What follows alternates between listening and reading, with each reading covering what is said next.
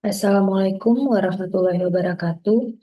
Perkenalkan, nama saya Khairunisa dari Program Studi PJJ Manajemen Universitas Liberasia. Di sini saya akan memaparkan tentang analisis implementasi dan evaluasi strategi pada SBU dalam dinamika industri 4.0. Latar belakang transformasi industri 4.0 itu ada tiga. Yang pertama itu era kontemporer ditandai dengan percepatan teknologi informasi dan komunikasi. Yang kedua, industri 4.0 merupakan disrupsi terhadap model bisnis tradisional.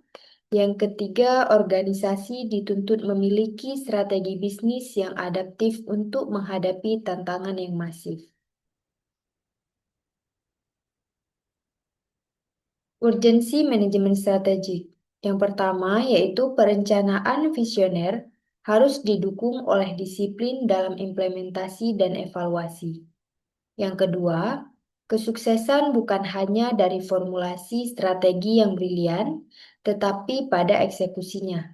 Yang ketiga, sistem pengawasan yang lemah menjadi penyebab utama kegagalan strategi. Maksud dan tujuan penulisan. Yang pertama, memberikan pemahaman mendalam mengenai siklus akhir manajemen strategi. Yang kedua, menganalisis efektivitas evaluasi strategi menggunakan kriteria Richard Rummel. Yang ketiga, mengkaji sistem pengendalian strategi untuk memitigasi risiko operasional. Dan yang keempat, menilai peran budaya organisasi sebagai katalis strategi. Studi kasusnya, permasalahan pengawasan, yaitu banyak perusahaan memiliki visi modern, namun sistem pengawasan masih manual dan reaktif.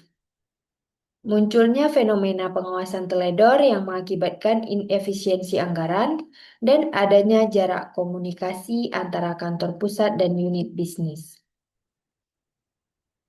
Studi kasus resistensi perubahan, yaitu transformasi digital sering terhambat oleh SDM yang berada di zona nyaman.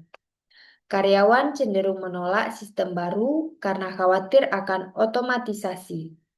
Dan budaya organisasi yang kaku menjadi penghalang utama implementasi strategi.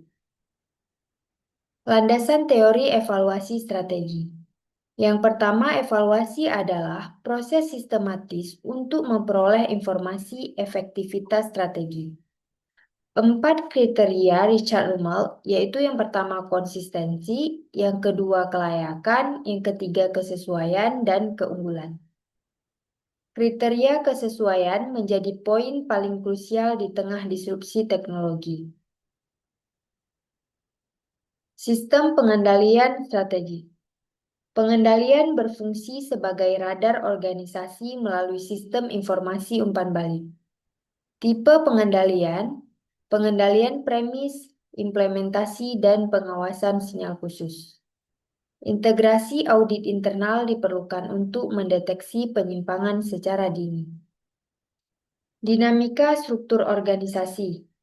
Prinsip struktur follow strategi, perubahan strategi menuntut perubahan struktur.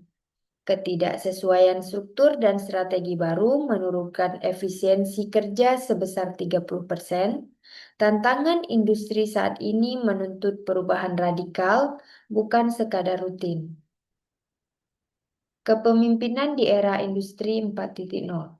Pemimpin harus mampu mengelola perubahan radikal dan di organisasi besar.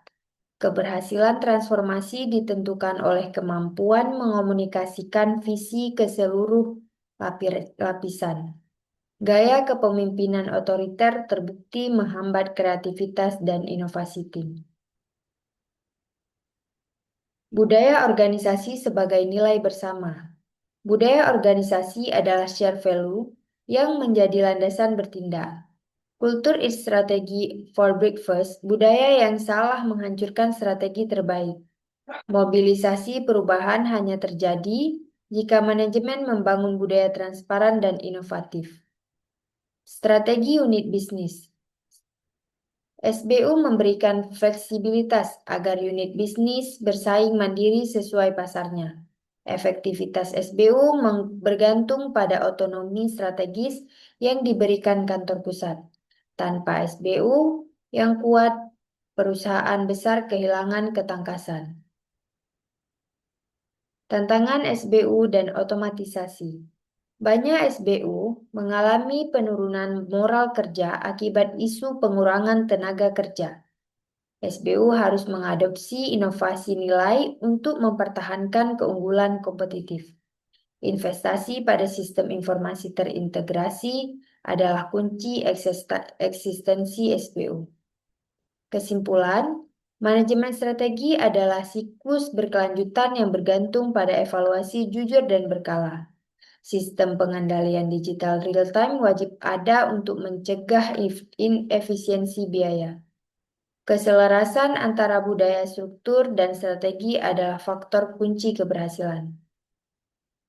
Saran strategis, beralih dari pelaporan manual ke sistem pengendalian berbasis digital, gunakan struktur yang lebih ramping atau matriks untuk mempercepat keputusan, lakukan program upskilling dan reskilling bagi karyawan agar relevan dengan teknologi. Baik, terima kasih. Hanya sekian yang dapat saya sampaikan. Lebih dan kurang saya mohon maaf. Saya akhiri. Assalamualaikum warahmatullahi wabarakatuh.